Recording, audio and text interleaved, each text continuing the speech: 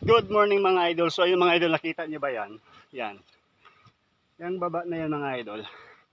Nakita nyo yan? Bale, mamaya liliban kami dyan.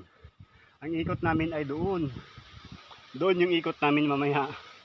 Napakalayo ng ikot namin. Pero kung iisipin mga idol, kung dito ko idaan yung pamilya ko, malapit lang, mga kalahating oras lang. Kaso nga lang, may motor kami. Hindi naman madaanan ng motor. Kailangan namin umikot doon sa bayan ng Lupis. Sa bayan ng Lupis yung ikot namin. Hanggang dyan sa Mambanban. Di ba napakalayo?